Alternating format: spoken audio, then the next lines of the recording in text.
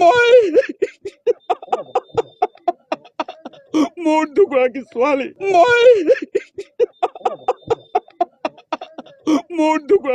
সাংবাদিক দিলৱাৰ হুছেইন জেলৰ পৰা ওলায়ে কিয় কান্দিলে?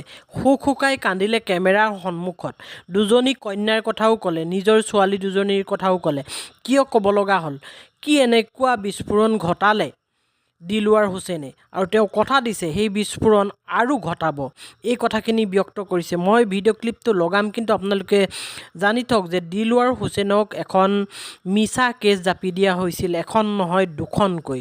এখন কেছত তেওঁক জামিন পোৱাৰ ঠিক পিছতেই, জেলৰ পৰা ওলোৱাৰ ঠিক পিছতেই আৰু এখন কেছ জাপি দি পুলিচে ধৰি লৈ আহিল আৰু সেই কেছখনতো তেখেতে জামিন পালে।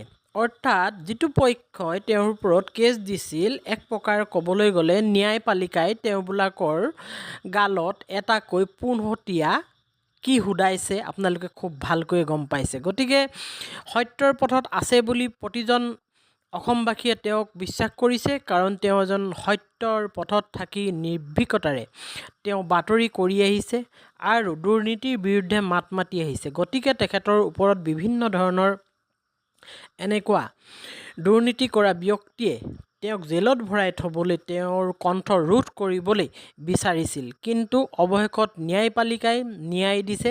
তেওঁ দুখনকৈ কেছত তেওঁ জামিন পাইছে আৰু এতিয়া তেওঁ মুকলি আকাশৰ তলত। এতিয়া আপোনালোকক সেই ক্লিপটো লগাই দিওঁ, যিটো ক্লিপত আপোনালোকে শুনিবলৈ পাব দিলৱাৰ হুছেইনৰ সেই বাইটটো। শুনকচোন। যিদিনাখন চাৰ্জত গৈছে পুলিচ, মোৰ ডাঙৰ ছোৱালীজনীক সাৰ পাই কৈছে দেউতা এইবোৰ কি মাত, পুলিচ আপোনাক উগ্ৰপন্থীৰ দৰে আপোনাক এনেকুৱা কৰিছে। মই কৈছো নহয়, তেওঁলোক মোৰ বন্ধু হয়, কিবা নিউজৰ কামত আহিছে, মই তেওঁলোকৰ লগত নিউজৰ কামত আছো। মইতো কোনো অন্যায় কাম কৰা নাই, অন্যায় নকৰো। প্ৰশ্ন কৰাটো মোৰ কি পাপ হ'ব পাৰে, কিন্তু মই কৰি যাম প্ৰশ্ন, লাগিলে সন্মুখত যিমানে বিপদ নহওক কিয় কৰি যাম।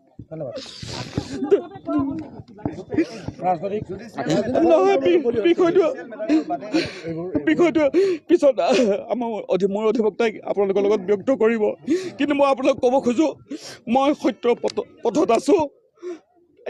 আনকি মই নাজানো কিয় মানুহে মোক ইমান মৰম চেনেহ দিয়ে। জেলৰ ভিতৰত মোক গামোচা পিন্ধাই তেওঁলোকে মোক বাহিৰলৈ পঠিয়াইছে। আপোনালোক চবকে মই ধন্যবাদ জ্ঞাপন কৰিছো, আপোনালোকক ধন্যবাদ কৰা ভাষা নাই।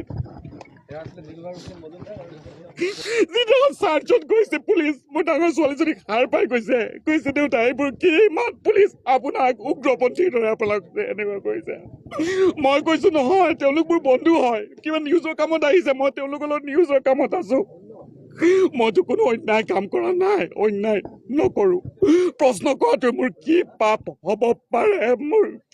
হ'ব পাৰে, কিন্তু মই কৰি যাম প্ৰশ্ন, লাগিলে সন্মুখত যিমানে বিপদ নহওক কিয় কৰি যাম।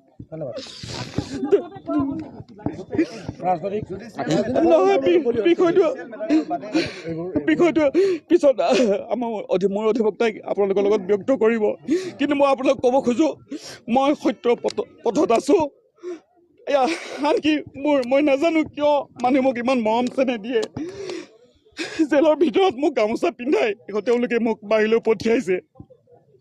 আপোনালোক চবকে মই ধন্যবাদ জ্ঞাপন কৰিছো, আপোনালোকক ধন্যবাদ কৰা ভাষা নাই।